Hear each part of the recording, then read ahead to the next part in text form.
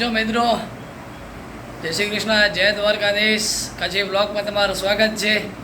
મિત્રો હાલો, આજે પણ પાર્ટીમાં જવાનું છે.